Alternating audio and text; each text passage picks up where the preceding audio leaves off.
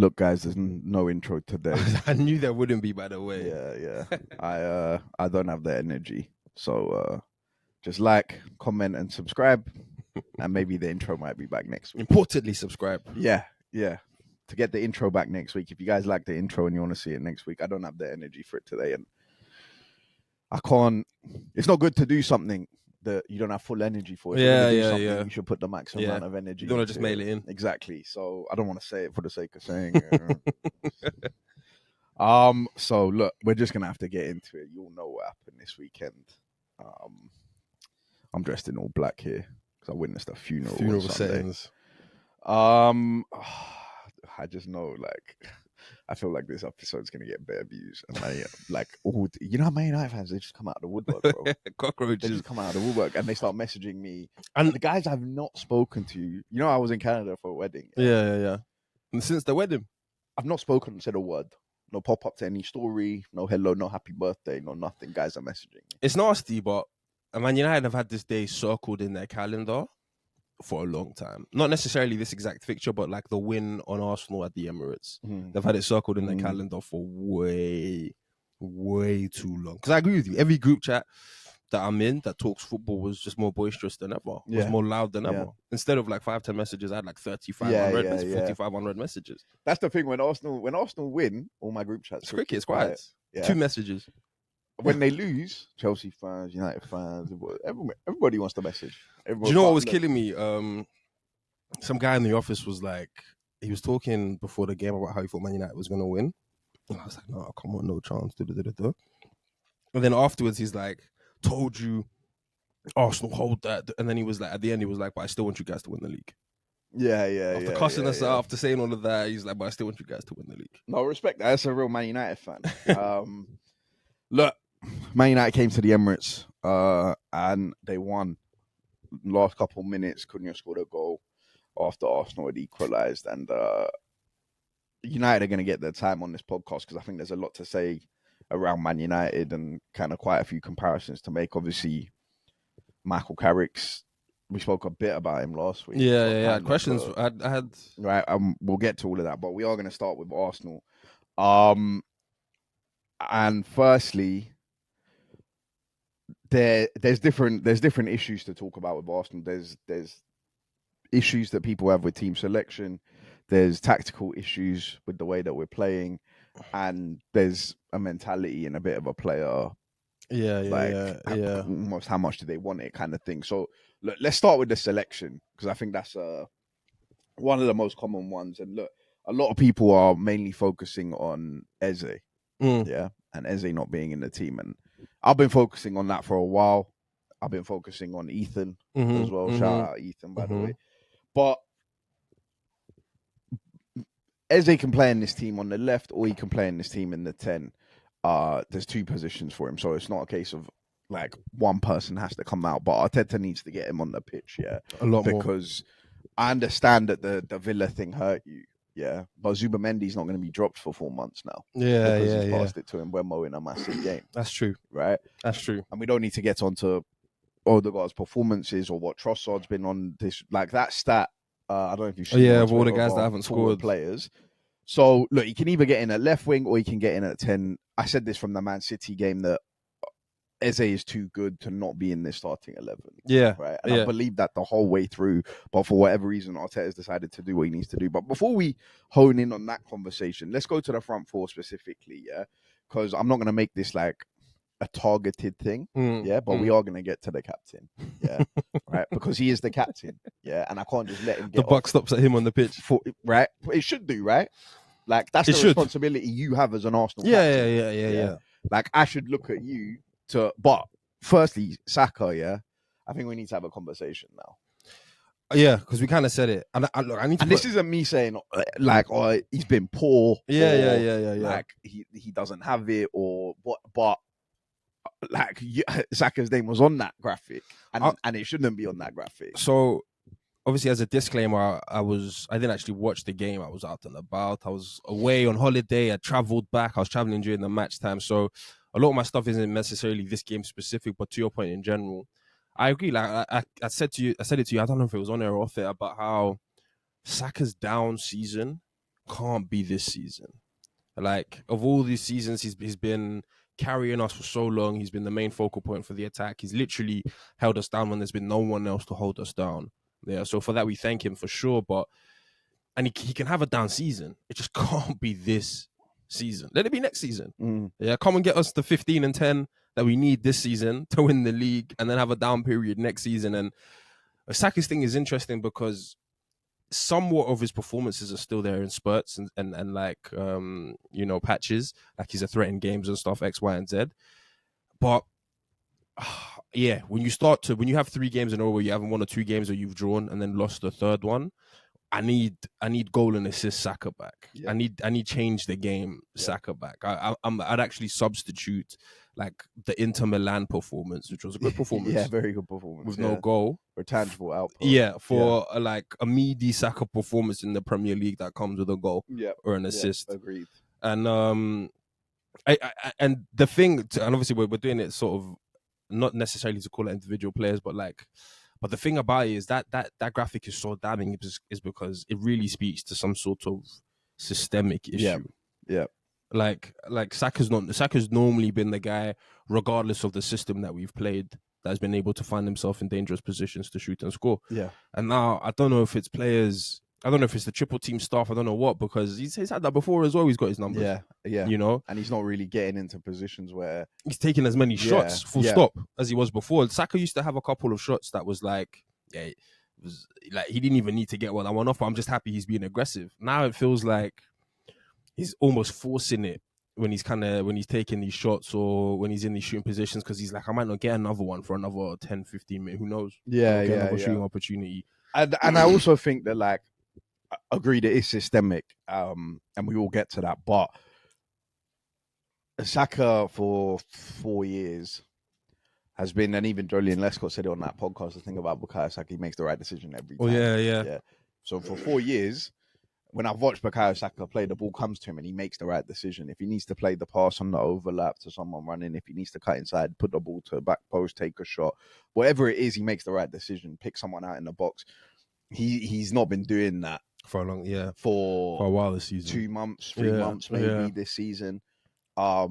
He's getting the ball and he's not making the right decision every time, and that's why I'm not saying he's been poor, because if someone doesn't make the right decision every time, that doesn't mean that they're poor. But that is just what we've come to expect from Saka, and the level that we expect from him. The Saka treatment is so funny because in the seasons gone past, we've used him like a bar of soap, played him for every game. Fans are complaining about how many times Arteta's playing Saka, and he's bound to get injuries and X, Y, and Z. But those are the seasons when he was scoring the goals. Those are the seasons when he's in rhythm. Those are the seasons when he's bagging. Yeah, we've tried to do this. He's been injured, and so we've got Noni, and we've tried to do this sort of minutes share thing with Saka. And as I say, a lot of it has to fall on Saka's footsteps. But I guess we're coming to the Arteta conversation. It's starting to feel as if just like the Saka usage minutes are almost all wrong, especially for the last month, 2 months.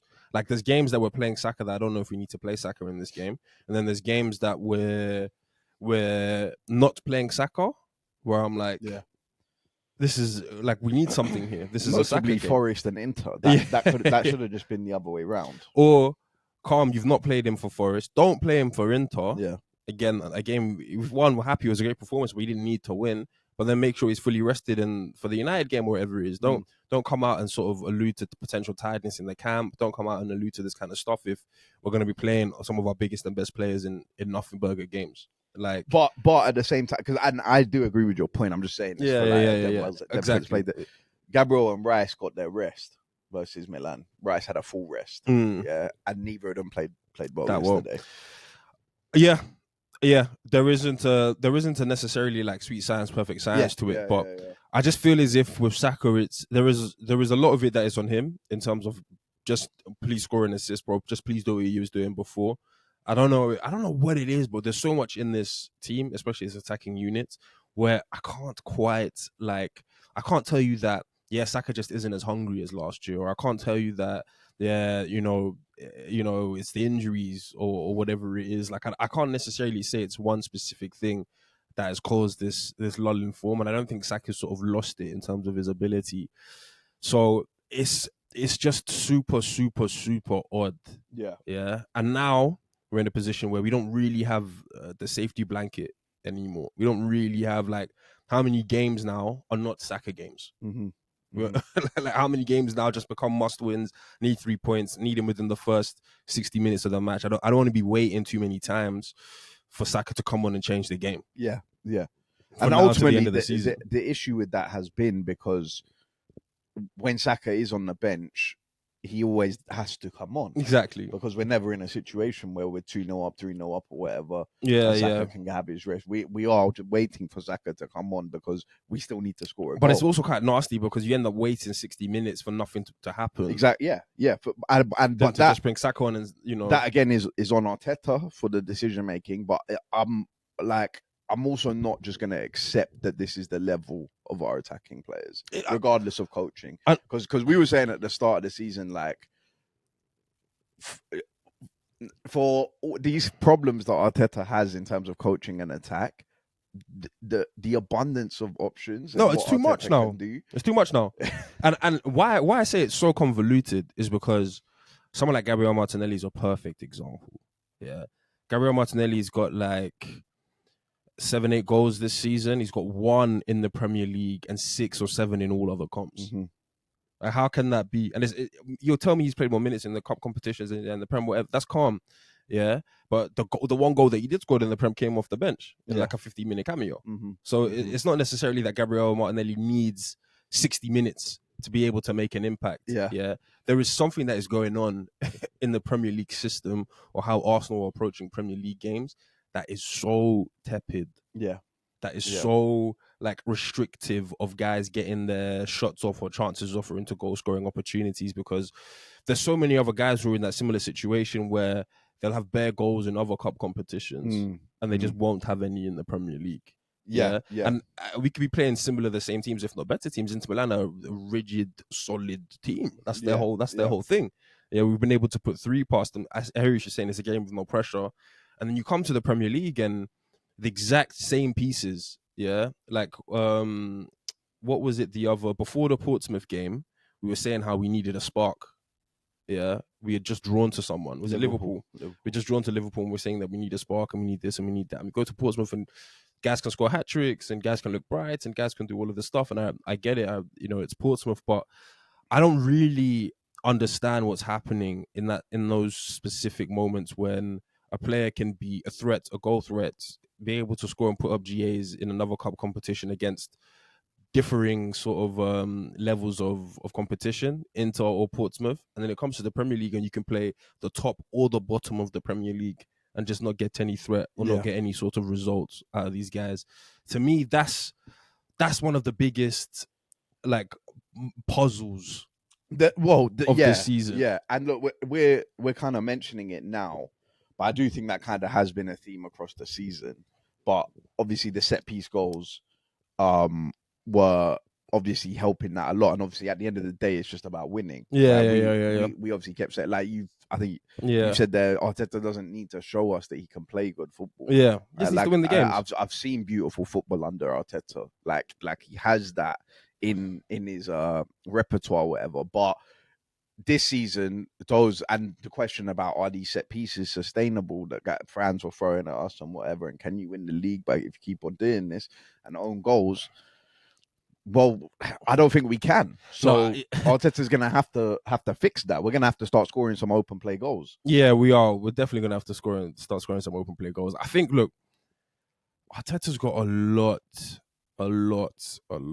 to work on and a lot to fix. And I don't even necessarily know if it's all tactical. As I say, like, we can sit here and dissect player positions and where guys should play. Should there be a left winger or a 10 or whatever it is? But ultimately, this season already, we've seen so many different combinations of a front four.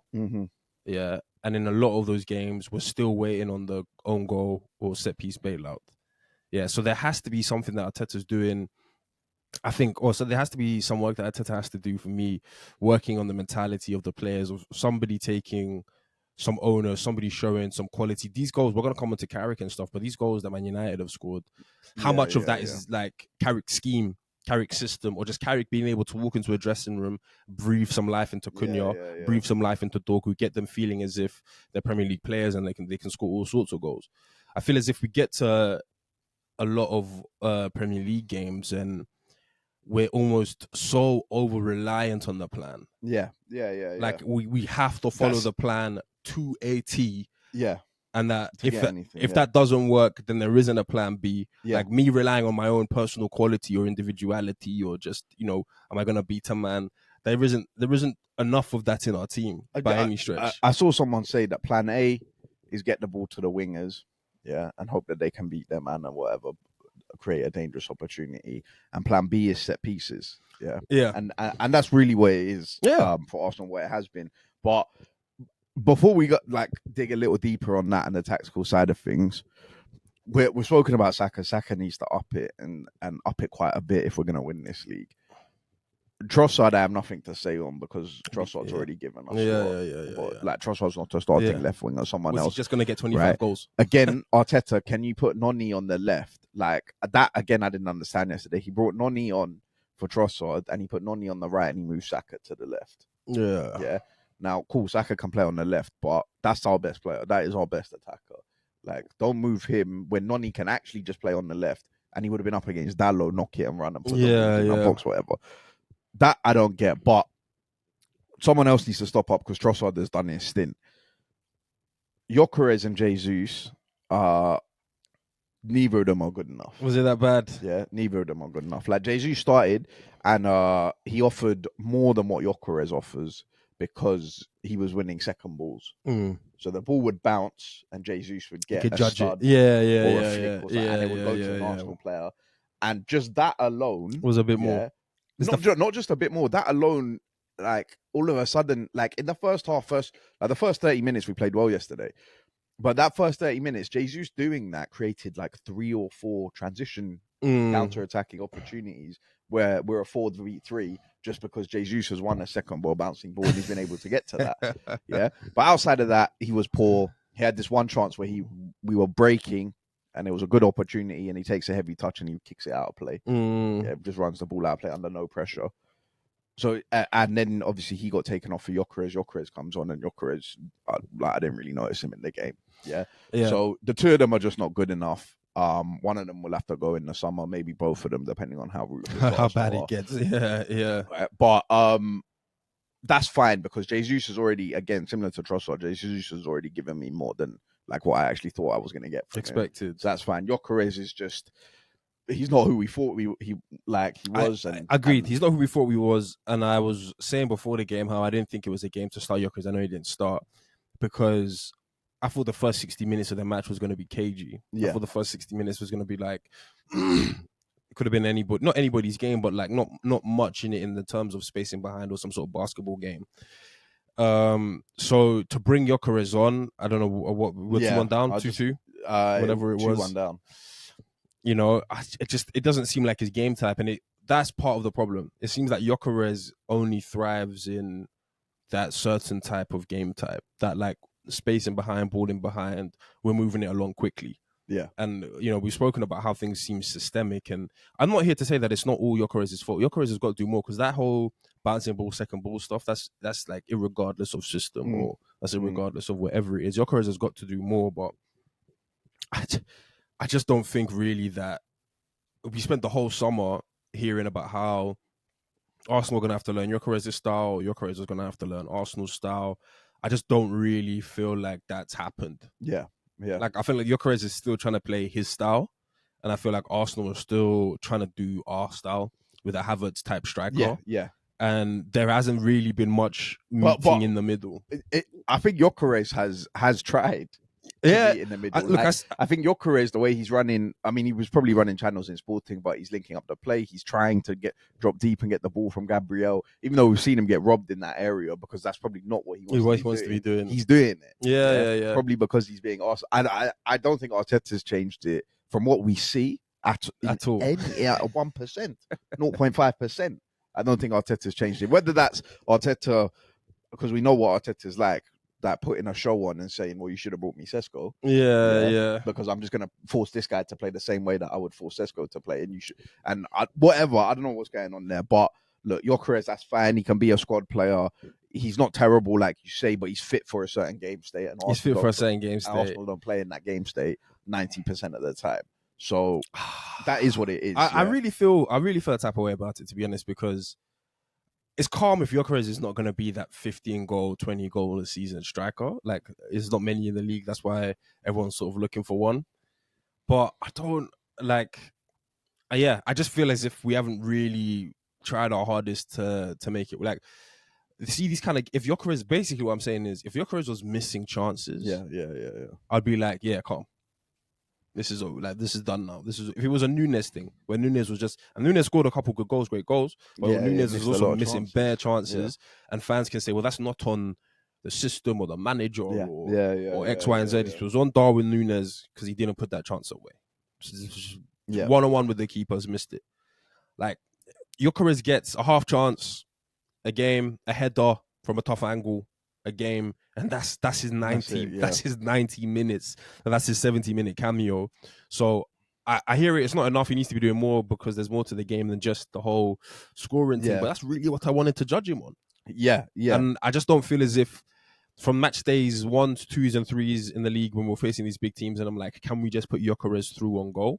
I saw it once against Nottingham Forest, and Murillo caught up to him. Yeah, Other than that, I just really, I'm like searching my mind for a time where we've put Gyökeres through a goal. Yeah. And so, I hear it. Squad player, move him around, like put him to the back of the bench, like whatever it is include him in an Alvarez deal. Yeah, do whatever he needs to take. But I don't know. I just feel as if I'm like, if guys are going to go hard killing Gyökeres, and I'm not going to go too hard, just because I'm not actually sure that there isn't a good goal scorer in there. But I know for sure that there isn't a plug-and-play goal scorer for the Arsenal system. Yeah. And look, we've said that before. Like, if Gyökeres was leading the line for a team lower down the table, and it doesn't have to be that far down the table. Like, it can just be a team that does come up against, like, they're not expected to have the ball. Yeah, like, effectively. That Gyökeres' game is fit for that purpose. He's 27, 28. Ultimately, when we bought him, I thought that there was going to have to be, like you say, a meet in the middle. That's what they spent the whole summer telling us. But it doesn't look like Arteta's compromised 0.5% on his system, because he is just asking him to do the Havertz Marino shift. So, and even that's my other issue, is that Marino, from now until Arteta wants to stop playing games with Havertz and actually tell us what the fuck is going on. Yeah, just play him. Yeah, just play Marino up top, because he is our best striker. Because the good thing about Marino as well is, it's not just that he scores goals, but I actually genuinely feel like other people can build off his movement and touches, and like there can be a sequence of play that involves Marino that can lead to a goal. The Tottenham game. Yeah. Even the Eze third goal, Marino slips in Trossard. Yeah. And then he can do all those parts of the game. So that needs to come back. Marino the Sunderland game, Saka's goal. Yeah. Yeah. Play him in. And Marino, he's going to be the only positive in this Arsenal section, because yet again he comes on, save me, score a goal, big team, big game. Marino scores, he makes it 2-2. And from that point, if you do have real minerals of wanting to win a league at home to Man United, you go and win the game after you make it 2-2. I was shocked, man. To be honest, as I said, I didn't watch the game, so when I heard it was 2-2 it was like 5 minutes to go, I thought maybe 10 minutes with extra time. I just couldn't conceive losing the game. Yeah. I couldn't conceive losing the game after making it 2-2. But this team, and the mentality of this team and the mentality of this manager seem to make that possible. And it's always at home. Yeah. It is always at home. But look, now we come to the skipper. Yeah. Now, you sprinted full speed to make sure you were on that train. Yeah. You wanted to stake your claim on the train. I did. How's that train? Is it still on path, or is Nick still smiling, happy? Is food being served? I've got to be honest. It's delayed. It's a very, very, very difficult train. The ride is the bumpiest. The ride is the bumpiest because when Odegaard gave us those 3 games, which I can feel are just going to be a reference point till the end of the season. Like, I don't know if it's going to get much better than those 3 games, but I feel as if all fans are going to be like, do you remember those 3 games in early Jan? Late December, early Jan, when we got something out of him. Yeah. And no one agrees with me more than Mikel Arteta, bro. Mikel Arteta is using that as a reference point. That's why he's starting him in so many games. That's why he's refusing to bench him in so many games. Yeah. But you know better than him. On this topic, you know better than him. So now... Because he's blinded by the fact that that's his son. Now, I've been here before. I'm telling myself... quite a few times. I was having this exact same conversation with myself last year about what to expect from Odegaard. Like, what do we need from Odegaard? What am I willing to accept from my captain? And I just don't... I think Odegaard won't be as bad as he was last season, but I actually don't think, and I said this before at the time, I actually just don't think Odegaard will make it back to the levels that Arsenal fans want him to for any sort of regularity, with any sort of consistency. Like, he's as good as, I don't know, it might sound very disrespectful, but he's as good as like a potential like Divock Origi player. Like, I don't know if I can rely on him for much, but the moments of quality he give me might be very high. But I can't be saying like this guy needs to play 90 minutes. That statement alone, you've jumped off the train. Like, you must have, right? It's tough. It's tough with Odegaard because I thought you were gonna say like I had cussed him. I was on the train with Odegaard last season, and then I got off the train as soon as possible. You did last season. Off the train. I got off early last season. I was like, bro, this isn't going the way I want it to go. And then I'd spent time away in the summer thinking, Odegaard can't surely be as bad as he was the past season. I came back from Canada. And then he was like in and out, some glimpses, some poor performances, then some glimpses. And then Arteta's brought him back in the team. He's had 3 good games. And then we're back to like this in and out inconsistency stuff. I just think for me... And when Nick said you weren't on the train, you fought with him. I'm on that train. Yeah, I told him I was on the train. Yeah. But I think for me, honestly, the Odegaard thing is, if Odegaard was our left back, that'd be cool. Yeah. If he was like maybe, but you'd have to be 18 and Lewis Skelly's age as well. but like maybe even a 6. Yeah, maybe even, and I know he's meant to be an 8, but maybe even an 8, where it's like, all right, sometimes you're gonna give me a really, really, really good game, and then quite a lot of the time you might be not noticeable or you might be average. Yeah, I'll take that from my left back.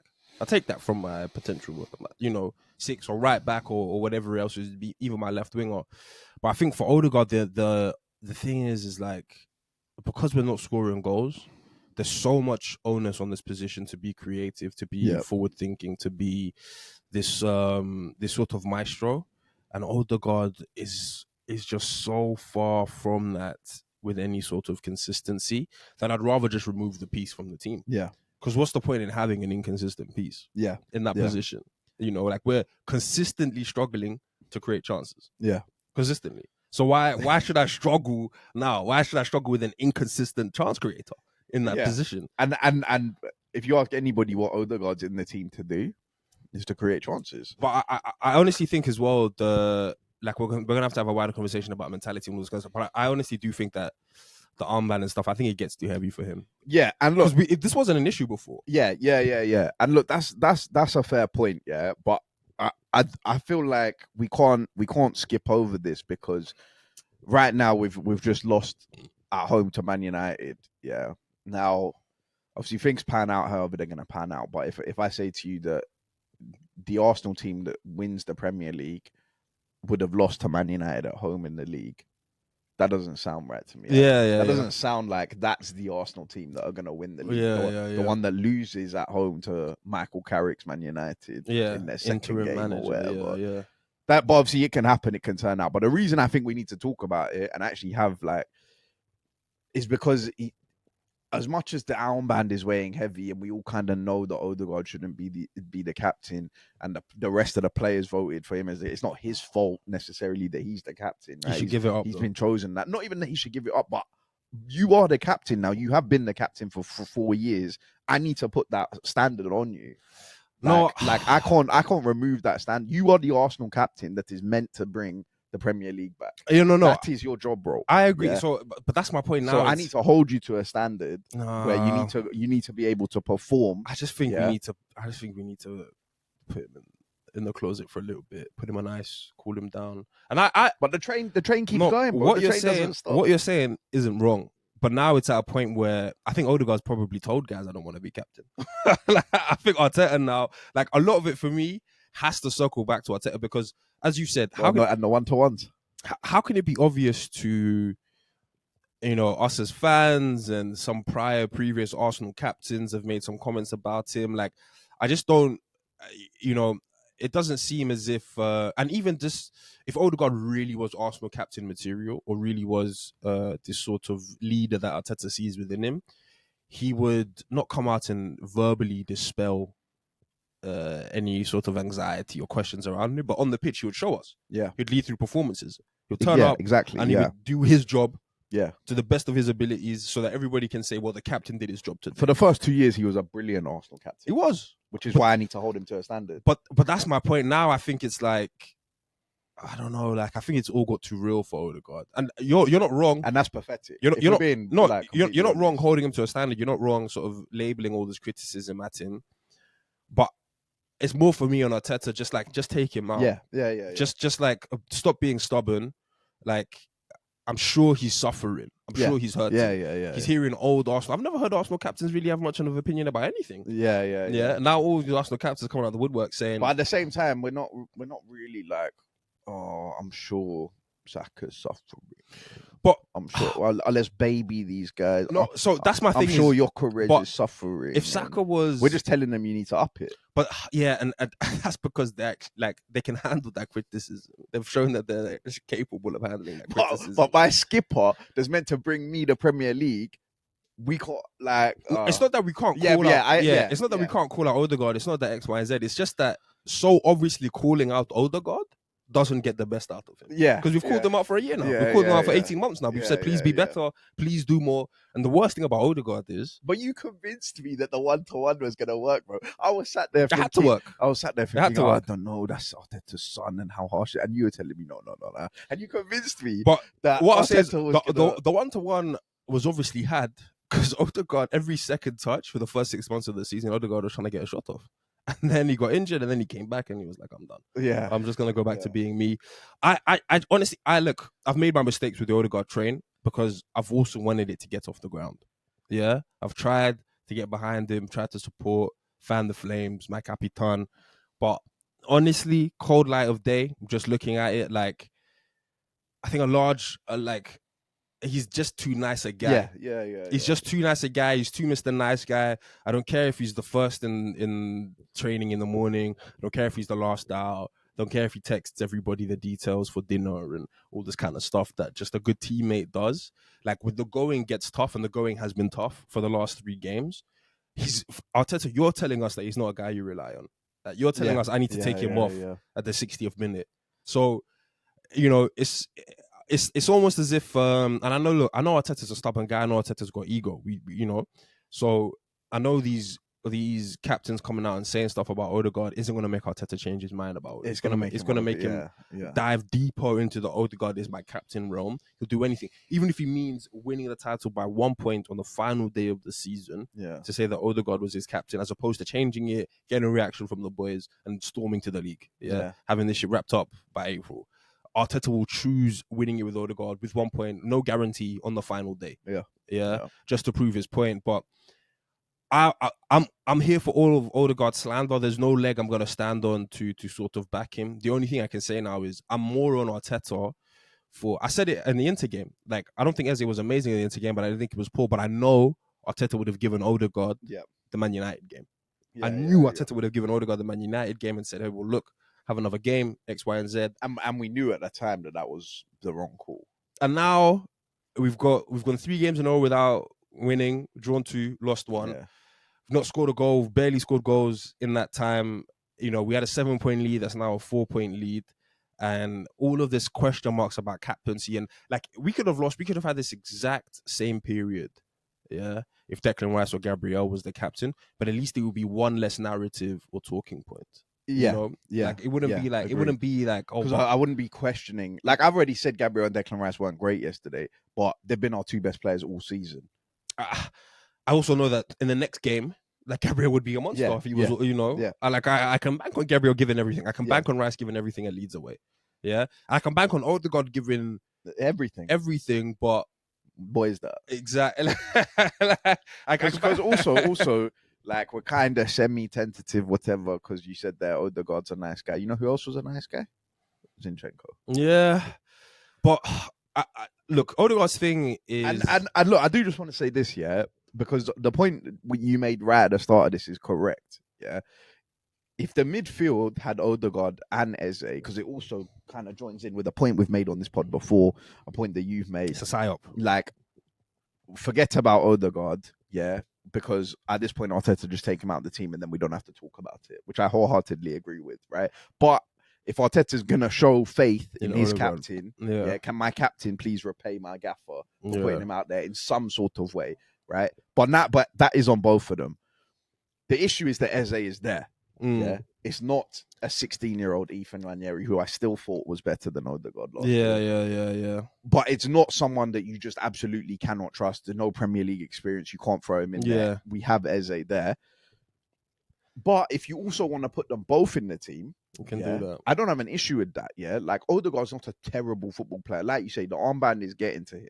Sure. It's obvious to see that. Yeah, but if you play the real issue, is that Odegaard in that team, like you said, he's the number 10. His job is to score and create. Yeah. It just doesn't need to do like when all the out of possession, phase one, build up, pressing that Arteta has him at the very end of the day, your job is score and create. But that's but if he drops a position, and Eze is in there, we can quite happily throw that onto Eze. And Eze will probably live up to it. And Odegaard can do everything else because he is still a good football player. Do you know, I think things are so dark with Odegaard that, like, in this rut that he's in, if you ask him to get back to his game, he will say his game is setting the press and encouraging guys on when to set traps and his, chasing dead balls. That's what he would tell you is his game. Yeah. Even though we bought him as some midfield maestro, as the guys were saying, is Kevin De Bruyne or the creators. And another thing with the whole 10 thing is, it's an issue now because calm Odegaard, you're not really a goal scorer. Yeah, you've decided to give up the reins of goal scoring. You've decided to give up the ozone. You've decided that it's not really what you want to do. You've come out in several interviews and say assisting gives you more joy than scoring in X, Y, and Z. So it's a bit tough for a number 10 to just denounce half of his responsibilities. Just be like, I actually don't feel like being a goal threat 90% of the time, but I'll try and make up for it with supreme creation. With some sort of supreme mixture of supreme creation and press setting to turn that to turn that phase into, one build up. Turn that into more chances. That's why I'm like, all right, Arteta, we have an issue here now because the guy that you're forcing into this team, the guy that you're saying is the captain, the guy that everyone's going to go through bad performances this season, but Gabriel could go back to his game. If Gabriel's in a rut and Gabriel's like, well, what is my game? What do? I win headers, I win tackles, I'm aggressive. Do you remember the thing we saw of Declan Rice in that interview when he said 2 games into the season, the gaffer pulled me into the office, he said I wasn't doing enough, and then we saw Rice get benched for Nottingham Forest, and Rice comes back and they talk about him as, is he the best player in the league at the minute? yeah. That's the thing we like. I think the issue now is, honestly, you can bench Odegaard, calm, that will solve a lot of issues, but if you bring him back, because of the armband, because of everything that's gone in the past 2 seasons, it's just he feels a little lost. He doesn't feel like, as we say, we know the Odegaard moves, bro. It's the 5-yard ball to Saka or it's the loop to the back post. Yeah, if Odegaard's in the final third, that's it. He's no longer lining up for shots like Arteta told him to do at the beginning of the season. I'm not really seeing slide rule, cute passes down the middle to get a Trossard or a Jokeres or a Havertz or a Jesus in. I'm building up from deep. I'm passing to Saka or I'm doing the little dink cross and I'm setting the press. Yeah. And it's I think because Arteta's probably vocalized how important that kind of stuff is. It's what Odegaard's clinging to get into the team, and Yeah, he would. He just needs time on the sidelines. You're right. Like, he just needs time on the sidelines. Eze isn't a 16-year-old, 18-year-old boy. He isn't even a guy that's like, oh, it's his first time in the league, learning a new language, learning a new country, living out of a hotel. Like, your careers might still be living out of a hotel. You know, like Eze is like fully aware of what the Barclays Premier League is. He's fully aware of what Man United at home is and all these other fixtures that we've benched him in. So the treatment of Odegaard to Eze, the treatment of, is baffling. Like, for the first couple of games, Arteta was here on the pod. I was giving guys the reasons. But then now we're in game 12 of 5-10 minute cameos, 60-minute cameos for Eze. Just play him in a run of games. Just show him the same sort of level of respect you would show for real Odegaard. Play him for 3 starts. Yeah. Let's see the good, bad, and the ugly. We might have more goals. We might have more shots on target. We might have more opportunities. What is working right now isn't working. Also, it can just benefit Odegaard, because I think Eze is better than Odegaard. I think if Eze comes into the team will look better. But if it doesn't, and Eze comes in and it's still whack, and we still can't score from open play, then that actually probably makes Odegaard look a bit better, right? Because I would think that Eze can get goals and assists in almost any team. He's that kind of player. So if he can't do it, then it circles back to Arteta. But it all circles back to Arteta because, and the box stops at him, bro. I think Arteta, I was going to say, has to create an attacking identity for us. He can't. Fans would say he has set pieces and set pieces and that kind of stuff. Like, Arteta has got to decide what kind of football is important to him, what he wants to play, or what we look at when we're our best. Yeah, because I think a decision might probably have to be made on an Odegaard or an Eze in the summer in terms of who do you want to keep, who do you want to not move on, but like one of these guys is going to have to be the guy moving forward, especially if Arteta's going to win his side-up battle and not play them together. Yeah, if Arteta's going to say that Zubimendi and Rice is my midfield 2, regardless of Premier League fixture, regardless of Champions, regardless of what's going on, that's my midfield 2. So there is only 110, and Eze can still play left wing. But I don't want to see. I almost don't want to see both of them in the squad together. We're in the starting lineup. Yeah, not in the starting lineup. Like, Jack. Come next season, I hope to see one of them sold. Not sold, but like a change, like something. Either there's a third person that makes it easier. All right, so you're here and you're here, and this third person is going to be in the middle. Yeah. Or one of them's gone, and you can take up this pocket of space.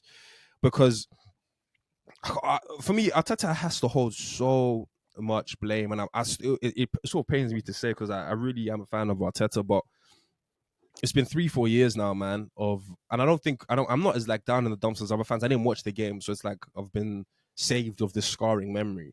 But it's been 3-4 years now of at the pivotal moments just losing our attack. Yeah. Like at the pivotal moments just losing our attack. And Saka's out of form, and Trossard and all these guys are out of form, and I don't necessarily know if the squad is an excuse, but I just don't like how similar some of these games can be to the 2021-2 season, 2-3 season. Yeah. Like, I just don't like how similar some of these games are, where you've heard us on the pod for the last 3 years, just like massive chunks of a half just go missing. Yeah. And look, the second half yesterday, because you said you missed most of the second half, Man United just kind of dominated. Like, in the build-up to Dorgu's goal, which I think was 51 minutes, it was another one of those things where we're sat in like our mid-block, not getting out to anybody, and they're just popping it around. Like, I just don't know how time much and space on the ball. And look, 0 open play goals last 3 Premier League games. No chance creation really, and just stale football. Yeah, that is a bit of an eyesore, and it is really difficult to watch at times. But on the flip side, Man United they've had 3 shots on target in the game, and they've scored 3 goals. Yeah, and they've scored 3 goals. But that there's not really any real leeway I can give there. And obviously, the point I want to make there is a bit more on the Man United side. But that stale football and no chance creation, that has to change, because I don't think we're going to win a league playing like this. Yeah. And as I said, like, how much of what Man United did was like Carrick on the training ground, X's and O's, make this move here, make that move here. These are our patterns of passing and play. Or how much of that is just Carrick coming into the training ground, Cunha looking up to this guy's a legend, he's a leader. This guy, Carrick telling Cunha, I think you're going to change this game, win this game, wherever it is. And Cunha believing that as he's walking onto the pitch, Like, as I said, that moment of quality from Cunha we haven't really seen much of that. But the Dorgu and the Cunha goals come from a bit of play where Man United have had some central progression. Some passes through the lines. Is that Carrick letting them know, look, go through the this is where it goes. Look, I think all of it is. Whereas we didn't see that once from. I think a lot of it is like. Carrick's not been there long enough. I was going to say principles of play. I don't even know if Carrick's been there long enough to implement his principles of play. Yeah, Carrick can tell these guys. I've watched tape, and centrally, I think they can be got at if you move the ball quickly. That's calm. Yeah, that's just like that's good knowledge from a manager. But I think a lot of it is in these moments. Well, just speaking on the Man United perspective, like we said it on the pod, like good vibes can change Man United. Yeah, like more than most clubs, good vibes can change Man United. But I really just think that there is like we give up confidence to other teams. Yeah. Like, I mean, the Zubamendi era is horrendous. Yeah. It's and at that point in the game, and this is also one of the points I want to touch on, because there's been a whole lot of conversation about it being nervous in the Emirates and tension and whatever's going on. Yeah. Now in the second half, there was a lot of groaning from the fans from our throw-ins. Taking too long. Ben White had about 5 throw-ins in the second half that all took a long time, and Arsenal players don't really want to get the ball and come and show for it. I said that the other week. You said it. And Arsenal fans were starting to groan at that, at how long it was taking, and the fact that nobody was. We got a new set piece coach throwing coach specifically. Yeah. Whose whole mantra was move it quickly when defenses are not set. Arteta wanted to make no comment on it. What's he here to do? No comment. But my point being here that because they were also saying that there was some boos at the end of the game. That's fair, but I don't think there were. I was there in the stadium. I think fans, if you lose to Man United 3-2 at home, well, look, I don't know if it's fair. Yeah, I don't know if that team can be like, that the team is saying, but I don't know if that's like, you can deserve to be cheered off or clapped off or whatever it is. Like, yeah, you don't have to clap them off. You don't have to cheer, but I think boo. And look, this is every fan that goes to the game pays the price of the ticket. Whatever you can have get your opinion. Yeah. It was actually funny because I was watching a Tottenham game the other day, and I could hear the Tottenham fans singing, "You're getting sacked in the morning." Or whatever. Yeah. So I told my dad, and then my mum turned to me and she was like, "That's a bit nasty, isn't it?" And I was like, well, they are match going fans and they pay their, like, look, if you're a match going, you pay your price of the ticket, whatever, you can have your opinion, yeah, and you can boo at the end of the stadium. That is fair.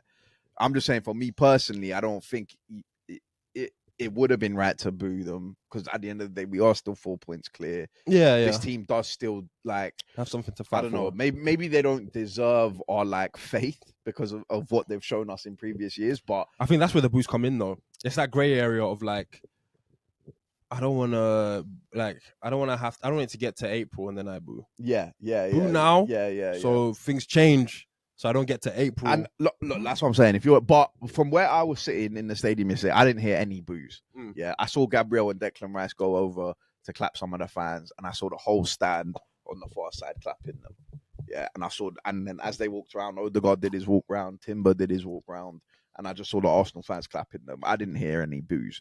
So whether that's some of the journalists trying to spread shit and make things even more tense.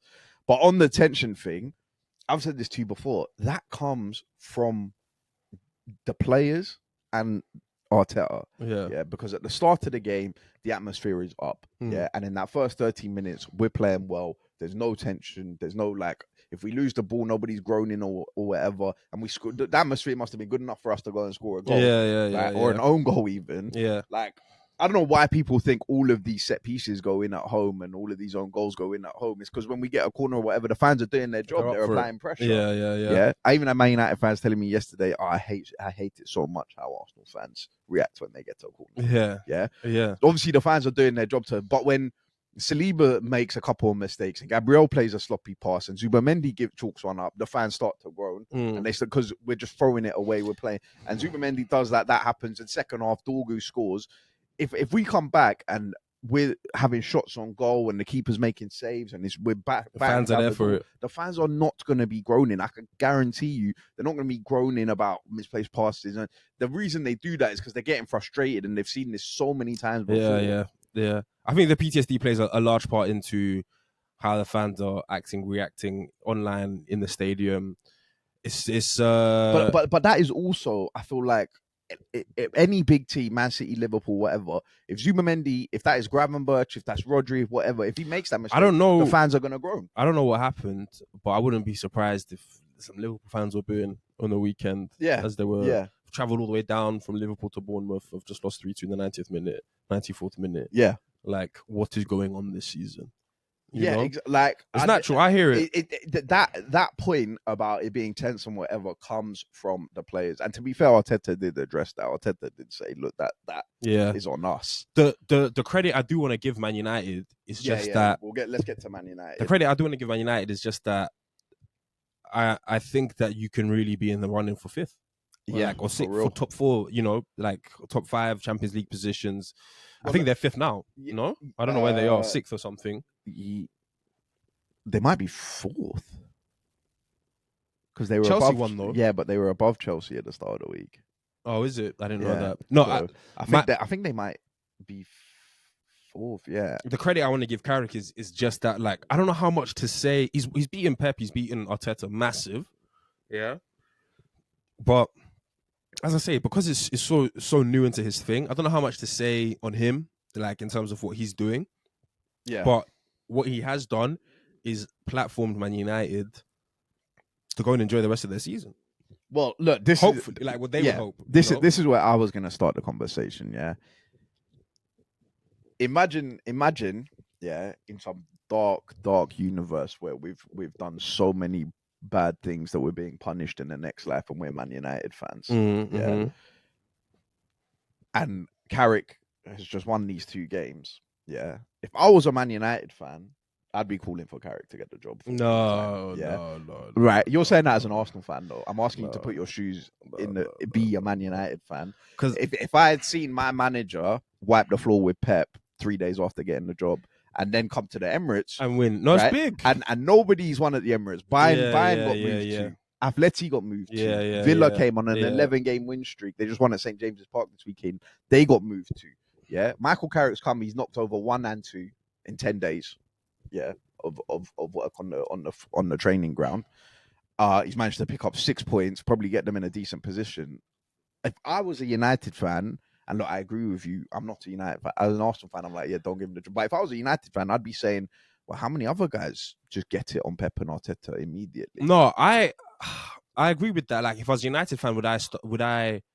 My mind would be open to the question and possibility, and in United, those are 2 massive scalps to take. In United circles, I might be answering or asking that, but I'm thinking like I never wanted Freddie Ljungberg to take the job. Like almost, but regardless of how well he would have done, I never wanted Freddie Ljungberg to take the job. But if Freddie Ljungberg had beaten Pep and Klopp, I would have still said, I don't think when he came in, I would have been like, yo, we need to see what Freddie Ljungberg. I don't, and Michael Carrick's got more pedigree than Freddie Ljungberg, but.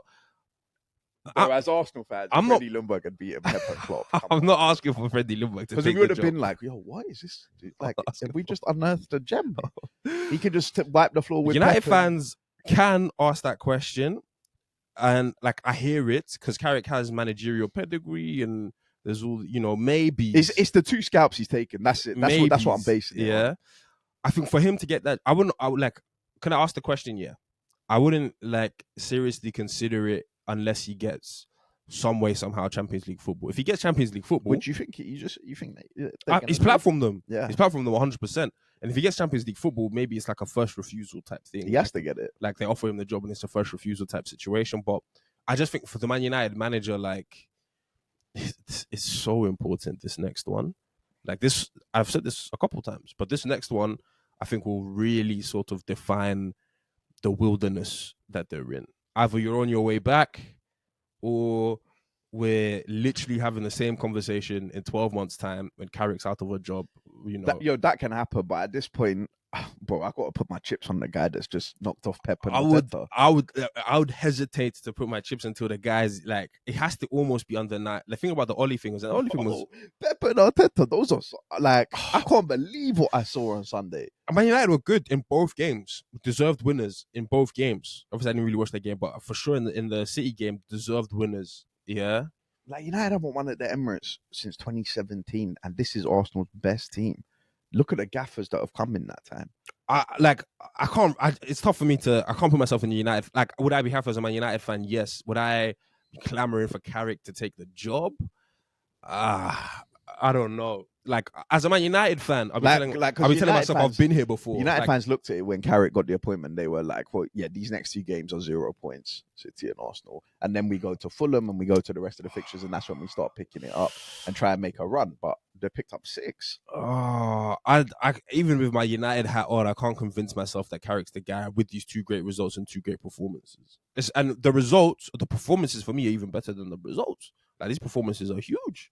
Like, these are massive performances, but I don't know. You've been there before. As I said, like, when Man United hat on, I'd be thinking, we have to get this manager right. And I don't want to, in 6 months' time, be saying, oh, Carrick's a novice, or be saying Carrick can only beat the big boys and Farcar and all these next random guys in the table are able to get their dubs on him. Obviously, if he has got Champions League football, then that probably hasn't been the case. He probably has beaten the Daniel Farkers and the rest of them. If he gets Champions League football, I could sit here and be like, well, it was 6 months. He's beating this, he's beating this, he's beating that. Like, Amorim wouldn't have gotten Champions League football. I was comfortable in saying that. Yeah. So I hear it from that perspective. Then you look at the market and you might be like, you know what? I might prefer Carrick over Glasner because of the United DNA, and he can get more out of these players. And Cunha says he likes him, and Bruno says he likes him, and that kind of stuff. I'm not mad at it. I'm not mad at Man United fans being gassed about Carrick at all. I would be too. Like, they thought their season was done 3 weeks ago. Yeah. They thought it was over. It was all about the rebuild thing, and now you've got stuff to play for. The once a week stuff is maybe coming back into factor and all this kind of stuff. It's so far so good for Carrick. Bro, it was surprising to me, like, especially with the Big 6 record under Arteta that we raved about. Yeah. Obviously, Liverpool beat us at Anfield, but still had the home record and whatever that, regardless of the draws to Man City. I don't know who they have next. And though. Liverpool, we still haven't lost. Man United at Fulham at home next. But for Michael Carrick to come there and just kind of dominate Arteta's Arsenal, I'm like, this doesn't really happen to Arteta at the Emirates. Like, what is he actually done out there that, like, Arteta can't get close to what he's doing? It's Arsenal are just like we're it's funny because we've got a great home record, but we're gonna phone it in at home. Like, we're gonna let the elements and but City have come and Liverpool have come and Bayern I actually think the Liverpool draw was, and I didn't watch this game, so it's tough to say, but I think the Liverpool draw for me was more frustrating. I hated that game. But that's it's wrong. I hated watching that game. Like, if you'd seen this Cunha goal, like, I couldn't. I know. I hear that. I just couldn't stand the way in which we conceded possession in that game. And I don't know, to have lost the Liverpool game from a Daka Leighton would have been horrible. Yeah. Which is actually the feeling. To score 2 goals at home versus United and somehow not win that game. But look, regardless of that, there's a point that I want to make here on Michael Carrick, right? Well, sorry, not Michael Carrick. Man United. So this season, Man United's Big 6 record, and I was looking into this, they've got a win and a loss against Arsenal, which was my saving grace from all of this, from all of these United fans that are still listening. Like, yeah, cool, you won at the Emirates, but we won at Old Trafford. So we can just share that one apiece and whatever. Hopefully we go and win the league and this doesn't matter. But they've won and lost with Arsenal.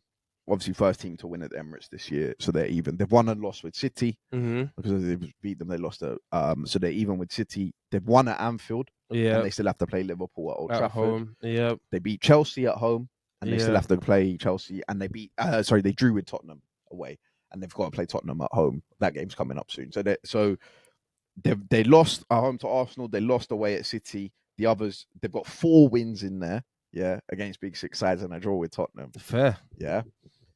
Now, obviously Man United winning at Anfield and the Emirates, 2 grounds that they haven't won at in almost a decade, I think. Yeah, that they haven't won at those grounds.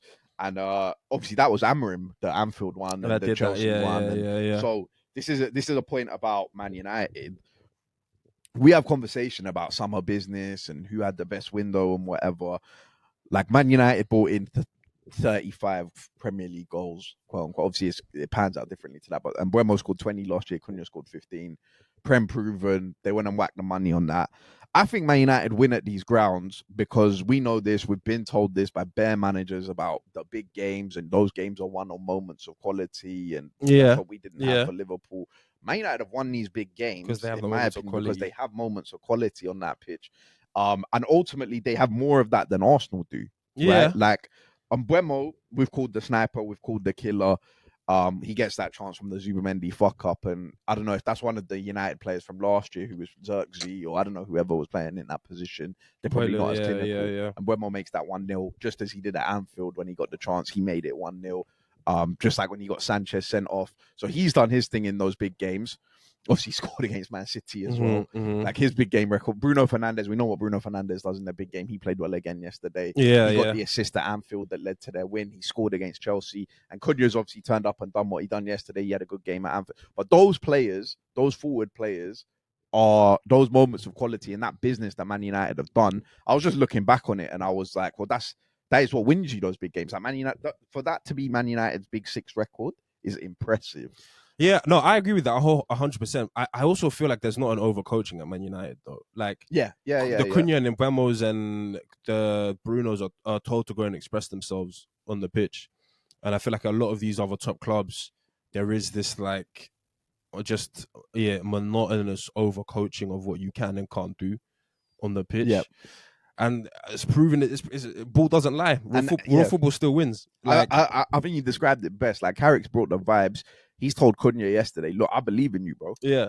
I believe you, but trust me. I believe that you can go and win this game. Yeah. And he's given Cunha that belief, and Cunha's gone out and done that. Obviously, I didn't mention Dorgu, and the Dorgu goal is great, but like, Dorgu doesn't, well, obviously he has that because he's done it, but Dorgu doesn't really have that. Like, I don't know how many more I don't know if we'll see another one of those. Dorgu's going to score like that.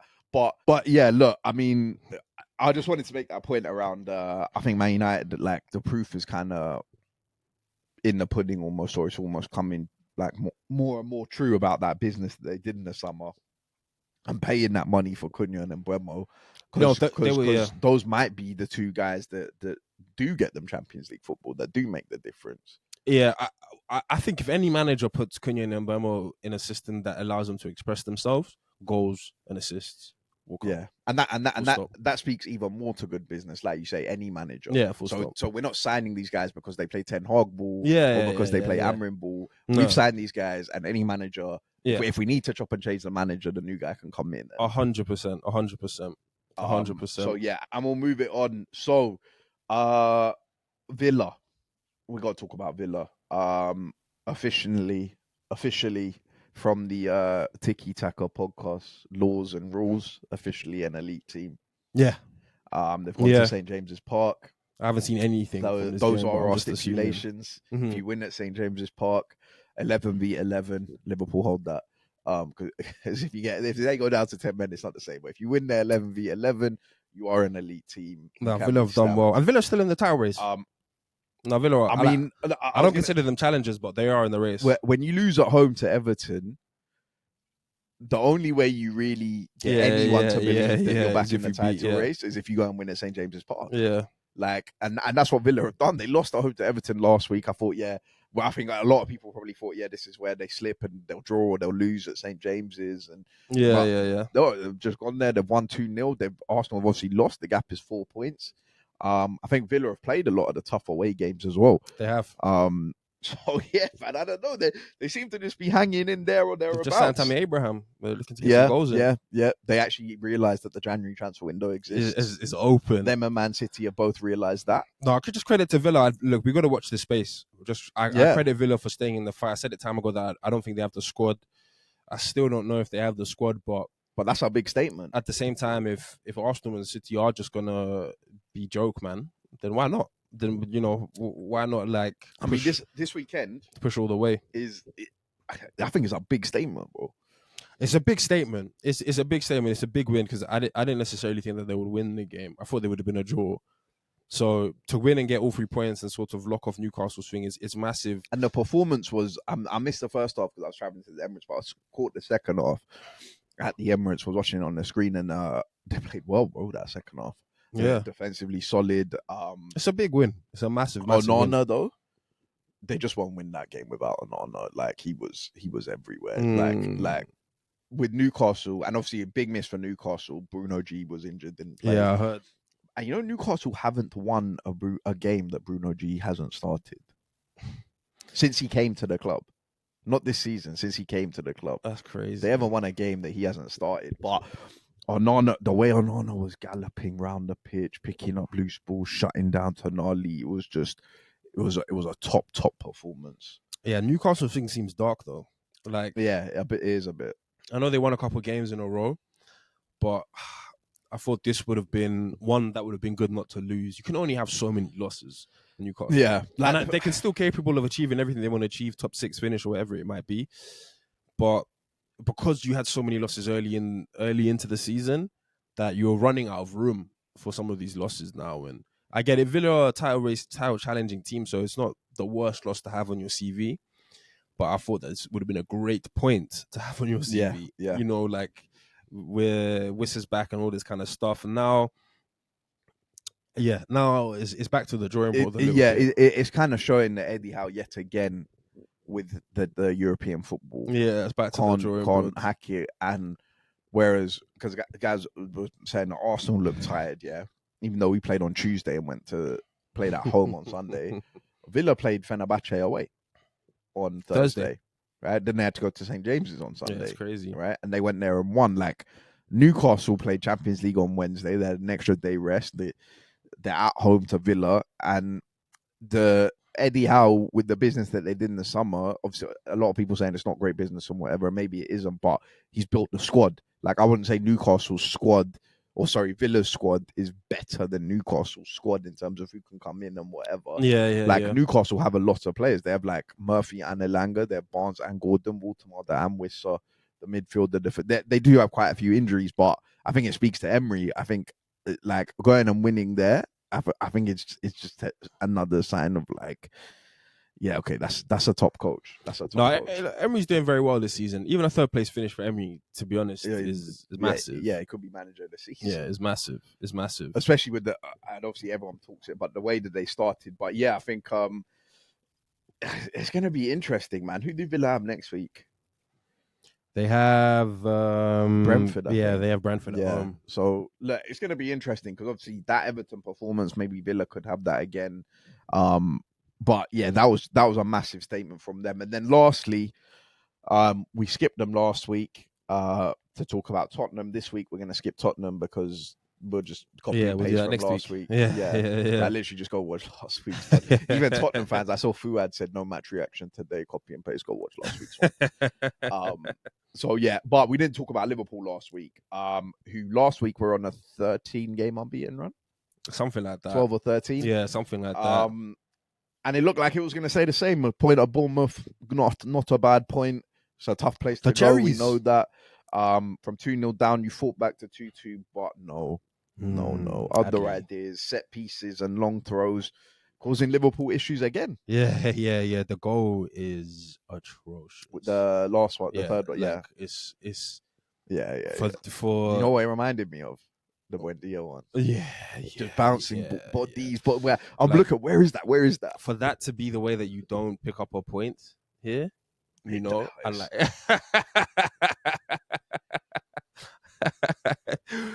As you say, like I can't even see the ball. Yeah, like it's and then somehow it's just been scooped.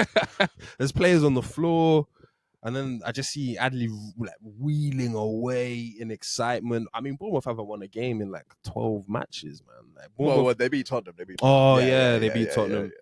But Bournemouth, man, their wins are few and far between, and it's I don't know. I can't say it's dark for Liverpool. It's just more of the same. It's more of the same. They're proving to be in the fight for the fourth. I thought for a second like they might get it pretty handedly. but they're proving to be in the fight for fourth. They're giving every other team a chance if they want a chance to come at them. They're making every game or every next game that they play like just that much more important, that much more need a win. And to be honest, I don't know. Liverpool on the pitch, there's a lot to talk about, but I just don't understand how Jan is looking like it might come to a close and Liverpool haven't signed anyone. Yeah. And I don't get me wrong, I was laying it at their feet about how they have to spend more money and like how can they need to spend more money in Jan and all this kind of stuff. But if Jan closes and Liverpool haven't brought in a centre back or haven't brought in some sort of reinforcements and they let Robertson go, I just don't know what game they're playing at. Especially with Gomez getting injured on the weekend as well.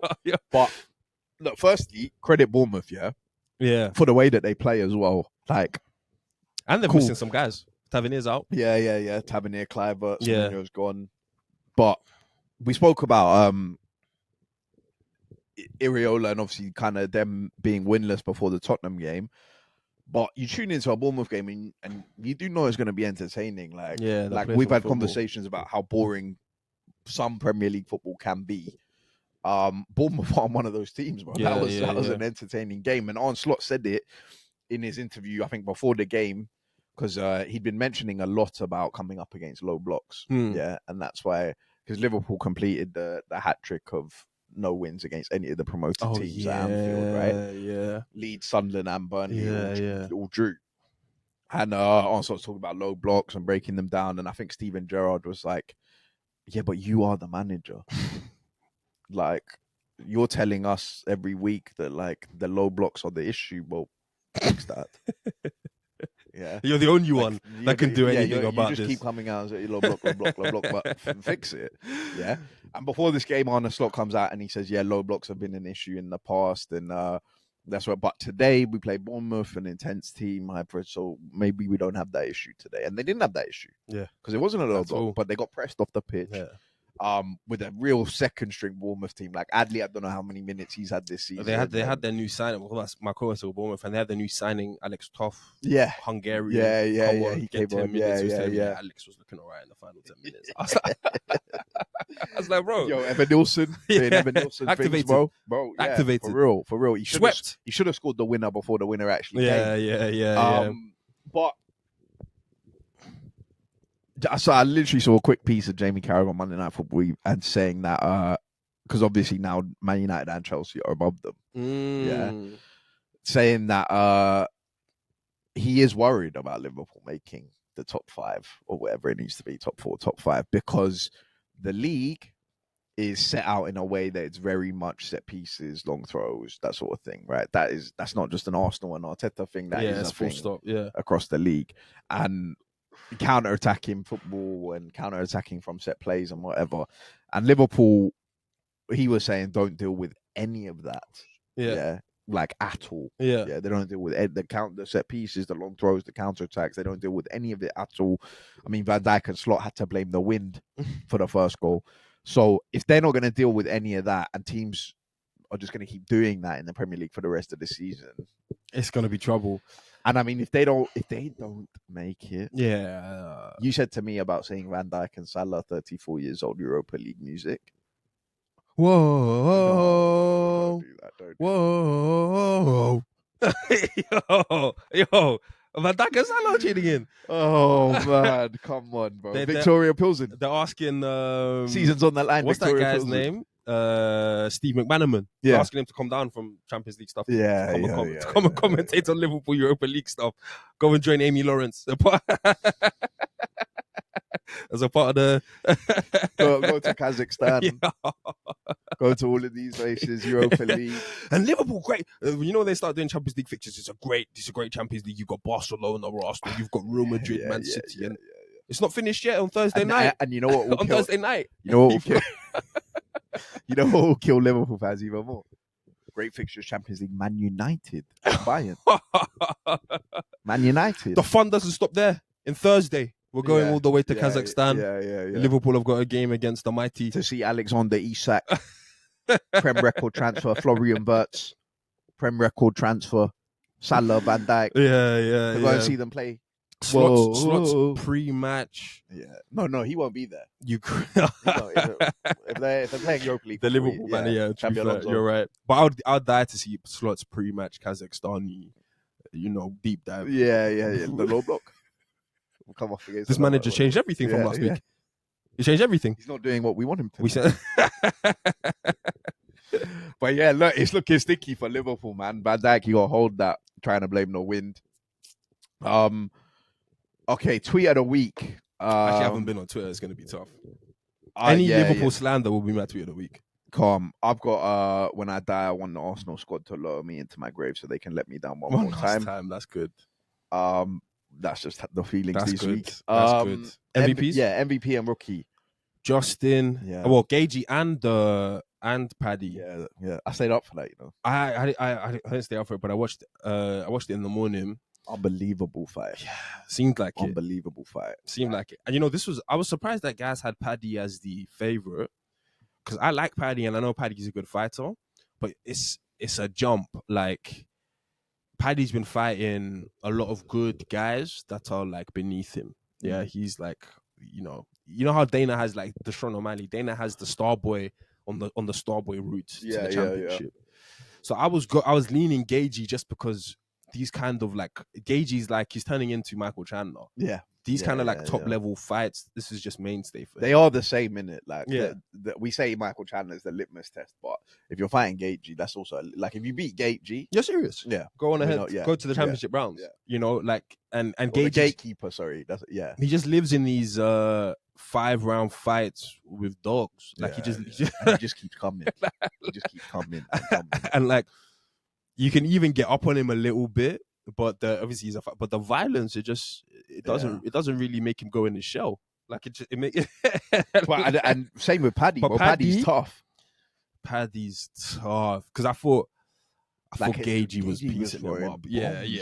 I thought there was sometimes, and it just wasn't stopping. I thought there was sometimes they say Scousers don't get knocked out. Yeah.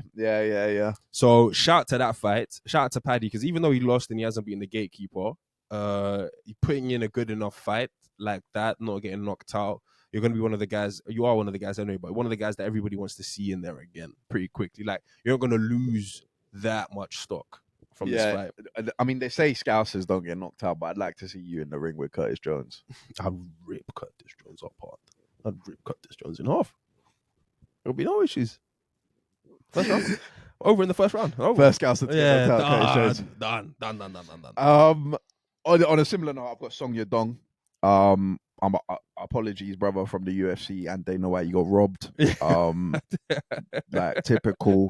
Starboy. Did you see that fight? I haven't seen that fight. Watch it. It's so obvious. It's just so obvious that Song Yadong's on that fight. It could not be more obvious. I finished watching the fight. I bet on Song Yadong before the fight, so I'm you're in it. My money to come through.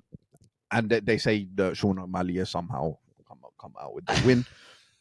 And but it did remind me, the reason why I know that it's also rigged and it's a fix from Dana White is, do you remember we watched O'Malley fight Petr Yan? Yeah. And we all knew that Petr Yan won that fight. Yeah. A miracle. I don't know. But it got given to Sean O'Malley. When we watched this Song Yadong fight, it's the pay-per-view It's stuff. a similar sort of thing. I think pay-per-view, and also Sean O'Malley is, Dana needs to, like you said, Paramount, the golden boy. They put it in script writing. We need to keep this exactly. train moving. Yeah. But Song Yadong, you won that fight. We all know you won that fight. You get the MVP. It was just, and just because you don't have the PR and you don't have the thing that can take you to the title fight and the interest. That's so Dana White. We need to get Song Yadong a PR team. We need to get Song Yadong someone out there who can help him win his fights. For real. I've got Bowen. Yeah. Looks like, I mean, if West Ham do a big win for West Ham, to be fair, like pick back-to-back 6 points, but if West Ham do stay in this league, that's Bowen's gonna be the reason. We know that.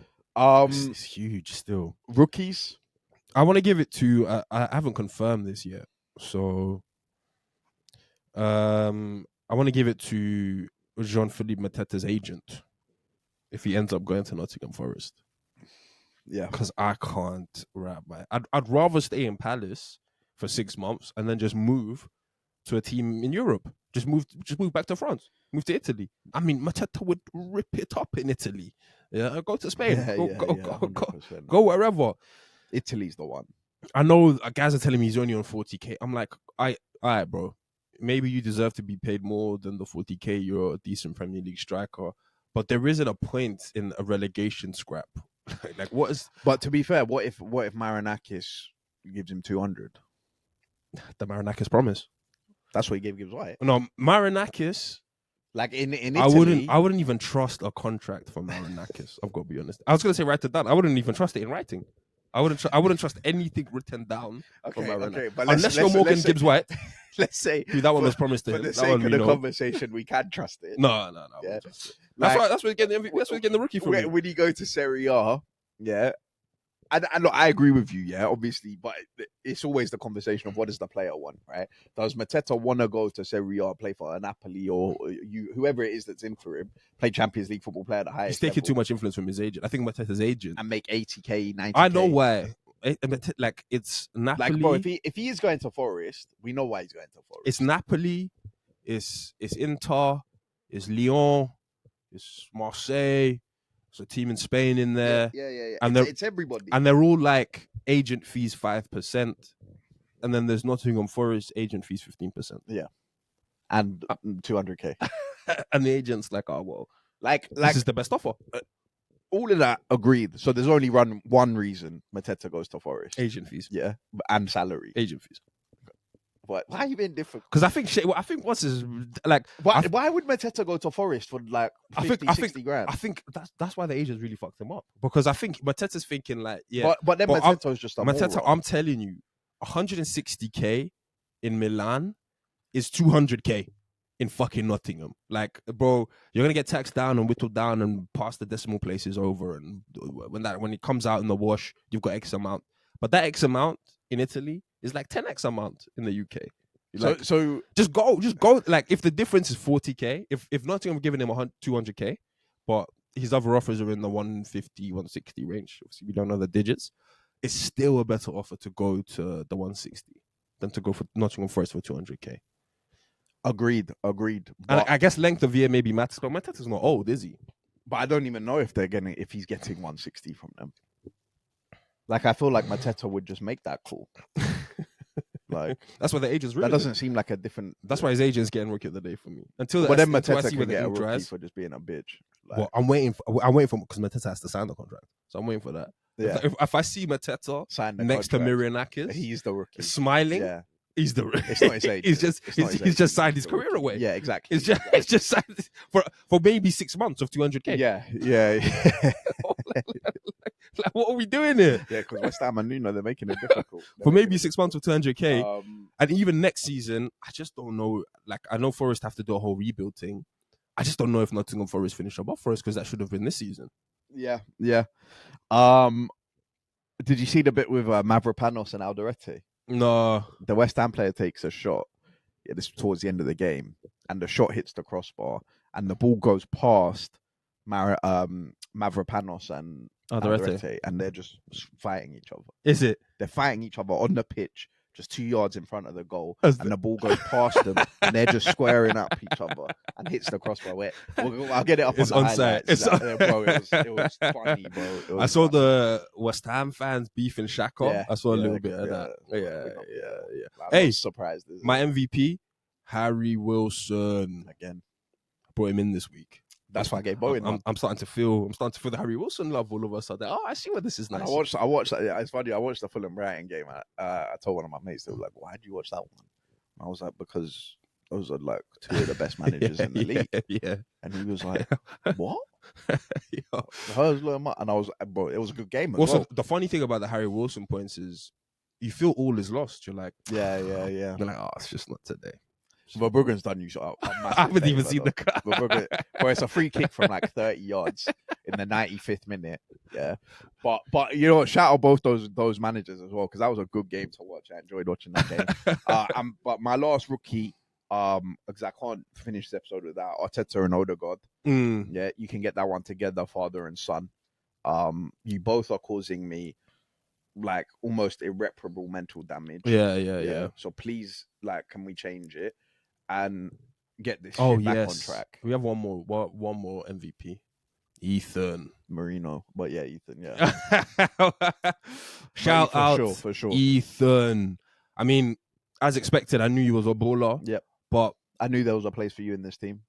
Even just having other teams sharing your joy, for 6 months. Yeah. And then yanking it away from them. Now this is coming back to us. See, they asked like the equivalent of the director of football at Marseille or whatever if there was a option to buy for Ethan, and he said, "No, there is no option to buy.